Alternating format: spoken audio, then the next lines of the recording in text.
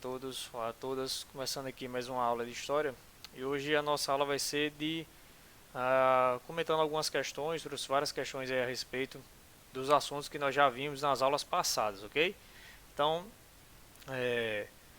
um monte de questões de estilo Enem, outras um pouco mais simples, outras um pouco mais complicadas, algumas que vão que vocês precisem ter uma boa interpretação de texto, como eu sempre falo. História, ela bebe muito do português. Então, pessoas que têm facilidade para interpretar textos vão se dar muito bem nas questões de história do Enem, ok? Então, porque as questões hoje em dia são bem mais interpretativas, ok, pessoal? Então, vamos lá, começando aqui as nossas questões de história do ponto da ciência. Deixa eu só pegar minha canetinha aqui para ir marcando alguns pontos que a gente vai comentar a respeito das alternativas, ok? Então, vamos lá, sem demoras. Ó. Pergunta para começar, uma pergunta fácil para vocês não se assustar logo, ok? Então vamos lá. A respeito dos povos mesopotâmicos, né? Aí entre os povos mesopotâmicos nós temos os sumérios, os assírios, os babilônicos, né? Que vão ter o primeiro e o segundo reinado dos babilônicos, enfim, os acádios, aqueles povos que a gente estudou lá do início das primeiras cidades. Então, a respeito dos povos da Mesopotâmia, né? Os povos mesopotâmicos, selecione a alternativa verdadeira. Alternativa verdadeira. Então vamos lá. Os acádios desenvolveram a primeira forma de escrita da humanidade, conhecida como escrita cuneiforme? Não, não foram os acádios. Então, que você já elimina, porque nós sabemos que foram os sumérios. Então vamos lá. Os sumérios desenvolveram a primeira forma de escrita. Até aqui está certo. Alfabética, onde está o erro dessa questão, pessoal. O alfabeto cuneiforme ele não era alfabético. Alfabético no sentido grego, né, de ter o alfa, o beta, ter o início, ter a letra inicial, ter a letra final, né? Um alfabeto que a gente usa alfabeto para tudo, mas um alfabeto alfabético mesmo, nós só vamos ter esse desenvolvimento depois com os fenícios, ok? Então a B também está errada. Aí a gente chega na C. O Código de Hammurabi tinha como lema a Lei de Talião, que defendia a ideia do ouro, olho por olho e dente por dente. Então, a correta é a C. Né? O Código de Hammurabi, o código criado pelo rei Hammurabi, que era um pouco injusto, mas que ele tinha em sua base a Lei de Talião, né? Que é resumida com olho por olho, dente por dente. Você vai pagar pelo crime que você cometeu de acordo com aquele crime, né? Então, matou, será matado. Enfim, tem vários lemas, vários exemplos de como era. Eu até falei para vocês quando eu estava explicando sobre o Código de Hammurabi, que vocês dessem uma olhadinha na internet, os exemplos. Na internet tem todos os artigos desse Código de Leis, o Código de Hammurabi. Vocês iam ver o quanto ele é cruel, principalmente para os mais pobres. Os nobres geralmente eles tinham algumas benesses, alguns benefícios. Hoje em dia não existe mais isso, não. A lei é para rico e para pobre, né? Só que não. Então vamos lá. Então a resposta da 1 é a C. Só lembrando, pessoal, que enquanto vocês estão assistindo esse vídeo, eu já terei mandado o arquivo lá no grupo para todos vocês terem acesso, ok? Quem quiser imprimir, eu vou mandar em um arquivo Word lá para o grupo para que vocês já tentam responder essas questões e aqui a gente está só corrigindo essa lista de exercícios que eu passei para vocês, ok? Então vamos lá. Então a 1 foi a C. Estou anotando tudo aqui para eu não me perder. Questão número 2. Entre os povos do Oriente Médio, os hebreus foram os que mais influenciaram a cultura da civilização ocidental, uma vez que o cristianismo é considerado como uma continuação das tradições religiosas hebraicas. O cristianismo ele é tipo um prolongamento da religião hebraica, tanto que o Antigo Testamento da Bíblia cristã é o livro sagrado dos hebreus, que é a Torá, né? Então o Antigo Testamento ele ainda é o livro sagrado dos hebreus, mas o Novo Testamento não é. O Novo Testamento é o livro sagrado, é uma parte da Bíblia, do livro sagrado dos cristãos, ok? Então vamos lá. A partir do texto anterior, assinala a alternativa correta. O que é que está de errado aqui nessas alternativas? Quero saber a incorreta. Originários da Mesopotâmia, né, na região de U, os hebreus constituíram dois reinos, o de Judá e o de Israel na Palestina. Está correto. As guerras geraram a unidade política dos hebreus. Essa unidade se firmou primeiro em torno dos juízes, né? Nós temos a fase dos patriarcas, a segunda fase é dos juízes, quando eles vão guerrear pela terra prometida, e depois nós temos a fase dos reis. Então essa daqui também está correta. Os profetas, né, o principal deles, Isaías, né, que foi o profeta maior porque escreveu mais.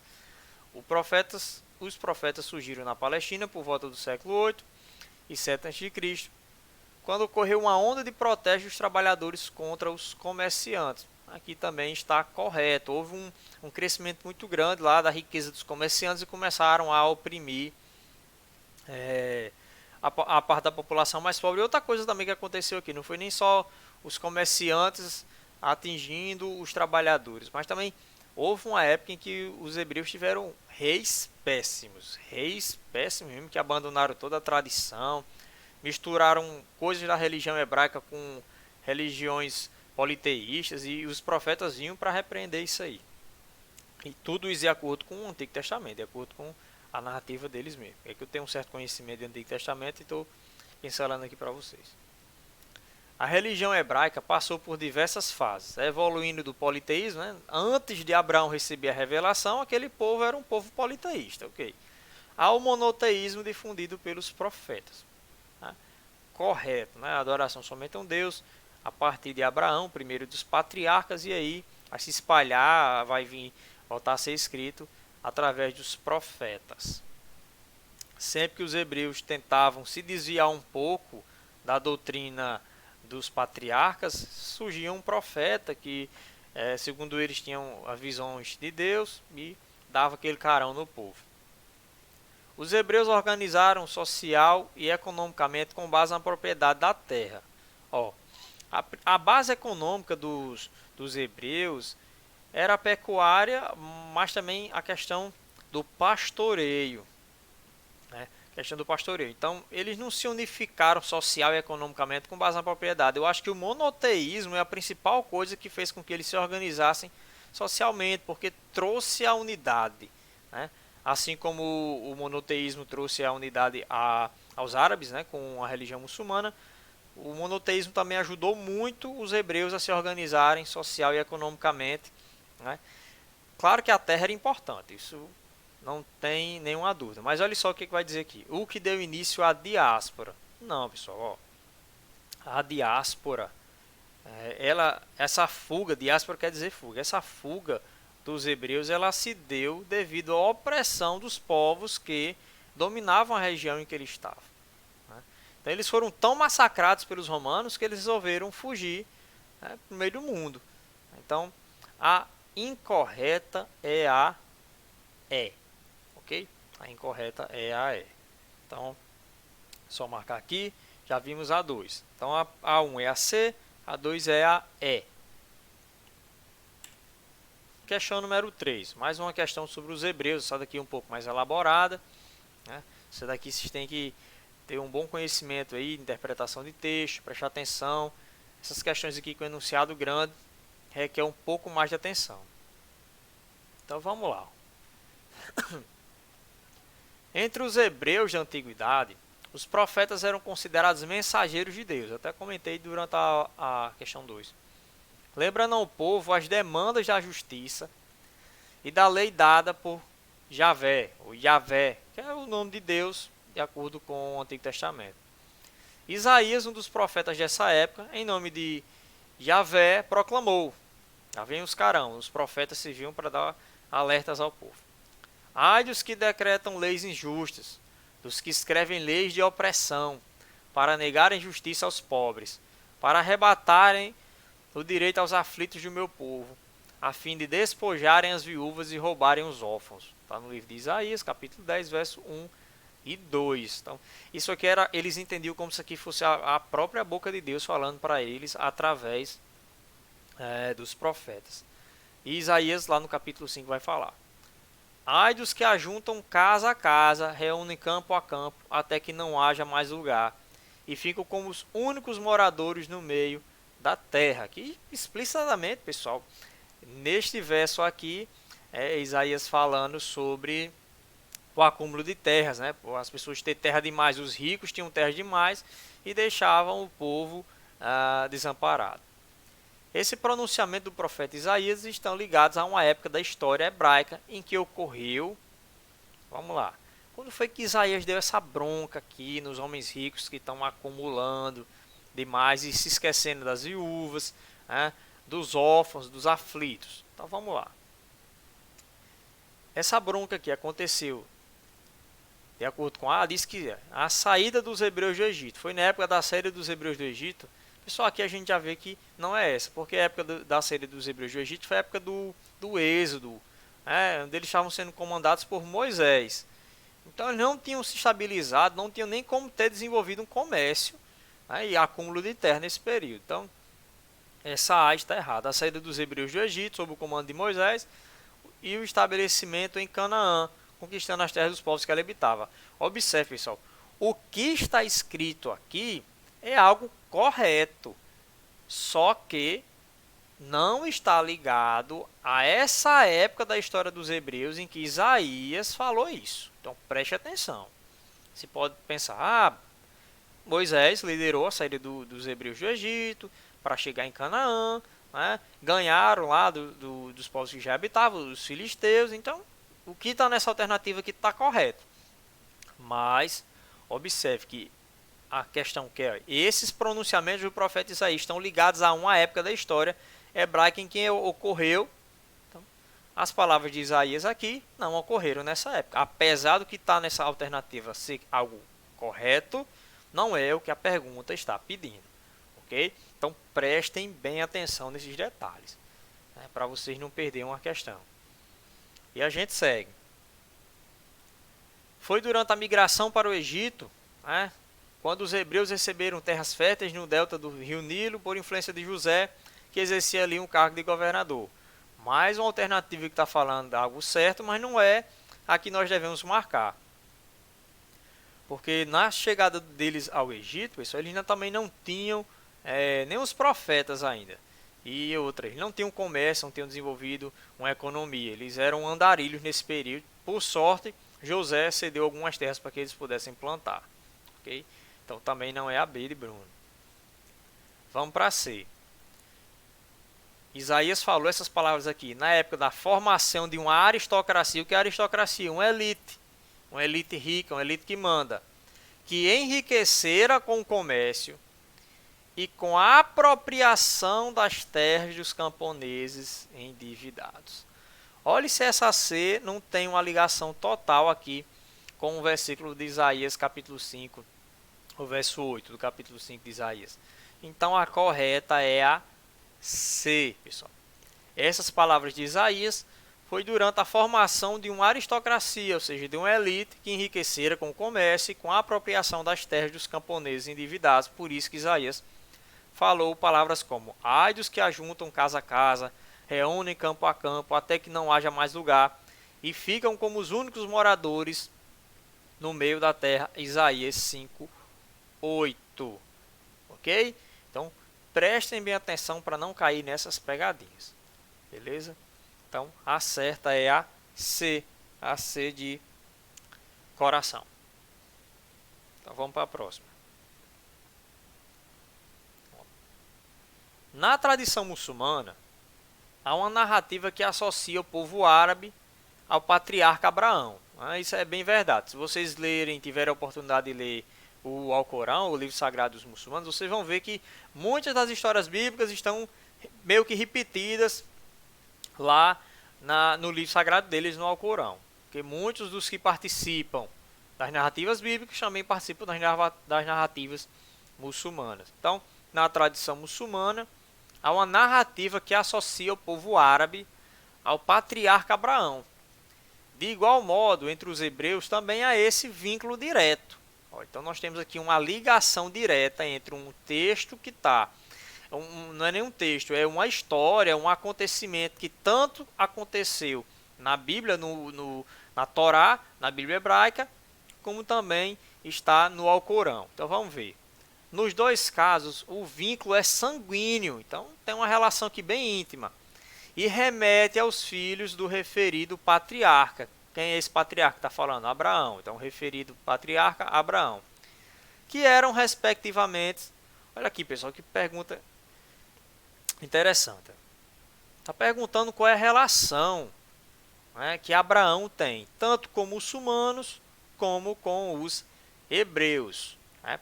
Quem conhece a história da Bíblia, quem conhece um pouco, não precisa nem ter um conhecimento muito aprofundado. Até crianças aprendem essa historinha aqui. E os livros de história muitas vezes não traz. Abraão, ele antes de ter um filho com Sara, ele teve um filho com uma concubina, com uma das suas empregadas, e ele teve um filho. E acredita-se que esse filho que ele teve com essa concubina gerou, foi o primeiro dos muçulmanos, o primeiro dos árabes, que posteriormente vai se tornar os muçulmanos. A palavra muçulmano significa submisso a Deus. Então, daquele filho que ele teve fora do casamento, surgiu uma linhagem de árabes, e do filho que ele teve com Sara, surgiu a linhagem dos hebreus, ok? Ou dos judeus, atualmente nós chamamos eles de judeus. Então, vamos lá. Quais são aí, ó? Qual foi essa ligação? José era filho de Abraão, né, para os hebreus, e Davi para os árabes? Não, errado. Olhe só qual é a correta, ó. O filho que Abraão teve com a sua concubina se chamava Ismael. E ele foi o cara que deu origem aos árabes. Isaac foi o filho que Abraão teve com Sara, sua esposa, que deu origem aos hebreus. Então é aqui em que a história dos hebreus e dos árabes ela se relaciona. Abraão teve dois filhos, Ismael e Isaac. De Ismael surgiram os árabes, de Isaac houve a continuidade dos hebreus. Ok? Então, um vínculo sanguíneo. Eles eram irmãos, mas deram origem a dois povos que hoje vivem em guerra. Quem assiste jornal sabe muito bem a faixa de Gaza, Israel, bombardeio, homem-bomba.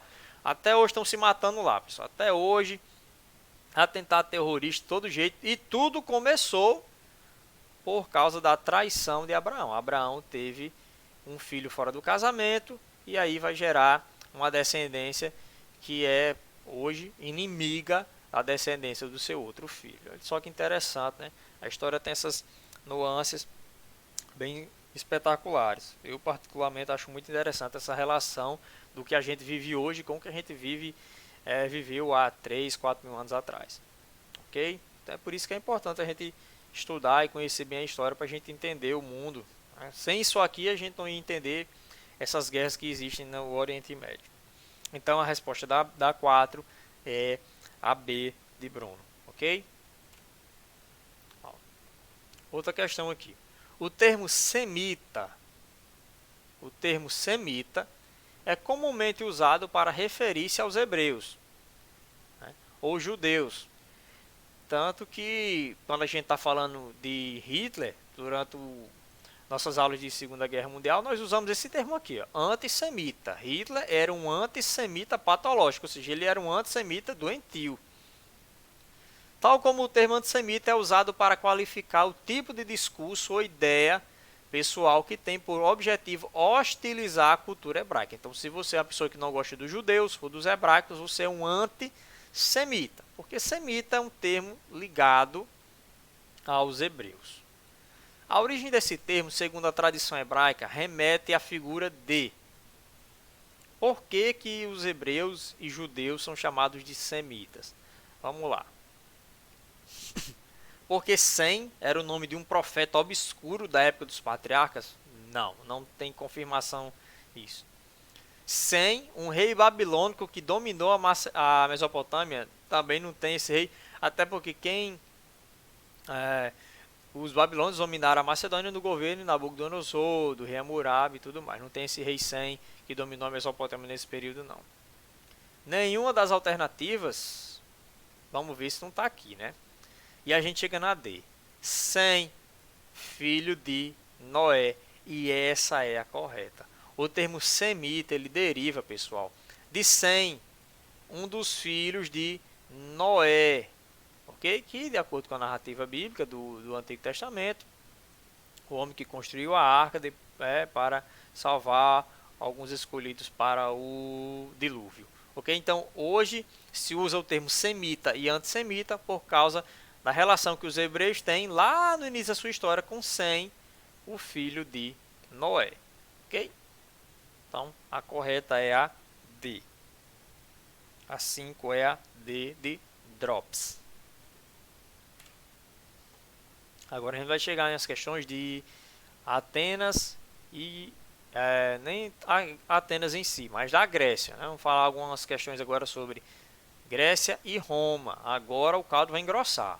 São temas muito cobrados no Enem, com questões um pouco maiores, com algumas muita interpretação de texto, muita citação de filósofos. Então quem tem um conhecimento bom de filosofia vai ter uma facilidade maior para compreender isso aqui, ok? Por isso que é bom a gente estudar também a filosofia. Filosofia, história, geografia, sociologia, elas são primas. Tem que estar sempre no meio desse bolo aí na nossa cabeça. Vamos lá para a questão.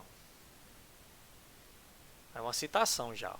E muitos a Atenas, para a pátria da geração divina, reconduzi vendidos que foram, um injustamente, o outro justamente, e outros por impierosas obrigações exiladas, e que nem mais a língua ática falavam, de tantos lugares porque tinham errado, e outros que aqui mesmo escravidão vergonhosa levavam, apavorados diante dos caprichos dos senhores, livres, estabeleci. Aqui um texto, um fragmento de um poema de Solon, então você vê que é uma leitura complicada, né? Uma leitura arcaica, e por ser um poema ele fala as coisas meio que aleatórias. Em muitos Atenas, para a pátria da geração divina, usam termos, uma licença poética para usar uns termos mais elaborados. Então esse termo aqui, esse poema é de Solon Arconte, né? Ateniense, citado por Aristóteles em A Constituição de Atenas. E essas palavras aqui de Solon, que foram citadas pelo filósofo Aristóteles, refere-se ao quê? Observe, vamos pegar algumas palavras-chave aqui para a gente entender. Escravidão vergonhosa, livres estabeleci. Né? Então aqui, um justamente, outro justamente, impierosas obrigações exiladas. Quando eu estou respondendo uma questão com enunciados grandes e complicados, como esse aqui, que é um poema, e aí tem uma interpretação um pouco mais difícil, o que é que eu faço? Eu vou marcar, vou sublinhar as palavras-chave, as palavras que eu acredito que sejam importantes. Caprichos dos senhores. Então a gente começa a marcar alguns termos aqui, a gente começa a ver o que é injusto, mas também pode ser justo. Impierosas obrigações exiladas. Quem é que passa por isso? Aqui a gente vê escravidão, ó. Escravidão vergonhosa. E a escravidão acontece por causa dos caprichos dos senhores. E no final eles livres estabeleci, ou seja, ele libertou essas pessoas que estavam sofrendo essa escravidão vergonhosa. Então a gente começa a marcar as palavras-chave, os termos-chave, e a gente começa a melhorar o nosso entendimento, ok? E aí a gente começa a ver que, de acordo com essas palavras-chave que a gente marca aqui, pessoal, e esse final aqui, livres estabeleci, a gente começa a ver e se lembrar que Solon foi um legislador que propôs e estabeleceu o fim da escravidão por dívida, então a gente já vai aqui na D. Lembra da nossa aula de Grécia que eu falei sobre Solon e aqui nas palavras dele, né? A única dessas aqui que a gente pode relacionar com a posição de Solon é a abolição da escravidão por dívida. Então, fica essa dica, pessoal. Vocês veem um enunciado complicado, com palavras difíceis, meio que parece um poema, só que arcaico. Marque as palavras-chave, né? Juntando com as palavras-chave, a gente lembra da aula sobre Solon, que eu falei sobre o legislador Solon, e aí a gente vai matar facinho essa questão. Ele está se referindo à abolição da escravidão por dívida, por isso que ele finaliza com livres estabeleci. Ele estabelece, ou seja, ele determina a liberdade de quem era condenado porque não tinha o dinheiro, não tinha aquela quantidade para pagar uma dívida que estava passando, ok? Então a 6 é a D de Deus. Ó, outra questão aqui. O período helenístico foi marcado por grandes transformações na civilização grega. Sim, né? A última fase da história grega, os macedônios já estão ali dominando, a cultura grega já está se misturando com várias outras culturas, a árabe, a oriental, porque Alexandre o Grande dominou tudo e ele fez um apanhado de toda essa cultura. Por onde ele passava, ele não destruía as culturas, ele se associava a elas. Então vamos lá. Entre essas características podemos destacar as características do período helenístico. A palavra helenístico vem de grego, que era como eles se chamavam de helenos. Entre essas características podemos destacar o desenvolvimento de correntes filosóficas que, diante do esvaziamento das atividades políticas da cidade-estado, faziam do problema ético o centro de suas preocupações, visando principalmente o aprimoramento do interior do ser humano. E aí, pessoal, vocês acham que essa é certa? Eu já vou dizer que sim. Lembrem, o período helenístico foi o período em que a Grécia perdeu a autonomia das suas cidades e estados. Começou a se enfraquecer, porque os macedônios, vindo do norte, desceram e foram conquistando todas as cidades e estados. Então, a Grécia, que tinha como, por exemplo, a democracia em Atenas, ela agora vai viver um período imperial, onde os imperadores da Macedônia, Filipe II foi o primeiro, depois Alexandre o Grande, ele vai dominar. Então as cidades-estado elas vão começar a se enfraquecer. E é justamente nesse momento, no período helenístico, em que as cidades-estados, a política que eles tanto amavam, a democracia, os direitos, as leis deles começaram a se enfraquecer, que começou aí a onda das correntes filosóficas, Sócrates, Aristóteles, Platão e todos os outros. Eu falei só os 3 principais, mas tem centenas de filósofos. Eles vão começar a especular a respeito disso, né? Como o homem vai aprimorar, como o homem vai ser melhor, de onde nós viemos. Então, é no período helenístico que nós vamos ter o fortalecimento das correntes filosóficas gregas, por causa do esvaziamento das atividades políticas nas cidades-estado, já que agora a política das cidades-estados gregas eram todas governadas ou direcionadas pelos macedônios, ok? Então essa daqui está logo na cara, é a de elefante, ok? Então a 7 é a alternativa A, beleza? Vamos para a próxima. Lembrando, pessoal, que qualquer dúvida a respeito dessas questões, vocês podem vir no nosso WhatsApp e nos questionar, ok? Outra questão aí bem legalzinha, com a fala de um cara que viveu há mais de 2000 anos. Então vamos lá. Num processo em que era acusado e a multidão ateniense atuava como juiz, Demóstenes, orador político, viveu aí mais de 300 anos antes de Cristo, jogou na cara do adversário. Então é um diálogo aqui. Demóstenes conversando com outra pessoa. Então você já vai marcando as palavras-chave. Ele jogou na cara de um adversário, que também era um orador político. Então quais foram as palavras de Demóstenes? Começa aqui, ó. Sou melhor que Ésquines e mais bem nascido. Não gostaria de dar a impressão de insultar a pobreza, mas devo dizer que meu quinhão foi, quando criança, frequentar boas escolas e ter bastante fortuna para que a necessidade não me obrigasse a trabalhos vergonhosos. Tu, Esquines, foi teu destino, quando criança, varrer como um escravo a sala de aula onde teu pai lecionava. Demóstenes ganhou triunfalmente o processo. A fala de Demóstenes expressa A. Observe que diálogo interessante, pessoal. Demóstenes está debatendo com Ésquines, né? E ele está dizendo, ó, ainda bem que eu fui rico, ainda bem que eu não precisei trabalhar, ao contrário de você, Ésquines, que teve que varrer a sala de aula, né? Para ter educação, ele tinha que varrer a sala de aula onde o pai dele era professor. Então, a fala de Demóstenes, ela expressa o quê? Só lembrando que lá na Grécia, a política, a filosofia era algo tão importante que era vergonhoso você ter que trabalhar e abrir mão dos seus direitos políticos. Isso era vergonhoso para o homem rico, o homem que tinha condições de estudar, ter que trabalhar.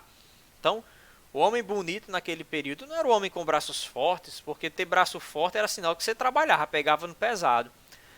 Mas não, para eles o homem bonito era o homem inteligente, o magrinho que estava ali só especulando, só debatendo, só criando maneiras de ganhar uma melhor retórica para ganhar todos os debates. Então, é nesse contexto aqui, em uma Grécia em que desvalorizava o trabalho, né, observe que ele usa a palavra aqui, ó, trabalhos vergonhosos. Trabalhos vergonhosos. Então, para eles não era bonito, não era legal, interessante para um homem abrir mão de participar da política e da filosofia, tendo que trabalhar. Então nós temos aqui Demóstenes, que teve uma vida boa, mais bem nascido, se nasceu em berço de ouro, e Ésquines, que teve que trabalhar, varrer a sala de aula para ter direito a um pouco de educação. Então, a fala de Demóstenes expressa vamos lá, expressa a transformação política que fez Atenas retornar ao regime aristocrático depois de derrotar Esparta na Guerra do Peloponeso. Não tem nada a ver com esse diálogo, essa daqui. Nada a ver. Continuidade dos mesmos valores sociais igualitários que marcaram Atenas. Valores sociais igualitários. O cara está dizendo aqui o quão é diferente a vida deles, né? Então, a gente já nesse diálogo aqui não faz referência a isso, ok? Valorização da independência econômica, valorização e independência econômica, ou seja, riqueza, não precisar trabalhar, e do ócio. O que é ócio? É não trabalhar, é ficar sem ter obrigação de nada. Imperante não só em Atenas, mas em todo o mundo grego antigo. Olhe só a correta aqui, pessoal. É a C, pessoal. O que Demóstenes está dizendo aqui nesse diálogo, ele está valorizando a independência econômica. Eu nasci bem nascido, nasci família rica, nunca precisei trabalhar, vivo no ócio, ou seja, eu tenho tempo para filosofar, para pensar em Aristóteles, em não sei quem. Então, isso era muito valorizado, pessoal. Lá em Atenas, mas não só em Atenas, em todo o mundo grego antigo, o ócio, ou seja, a preguiça, o não fazer nada, em termos de trabalho, era muito valorizado, ok? Então é a C de Q, ok?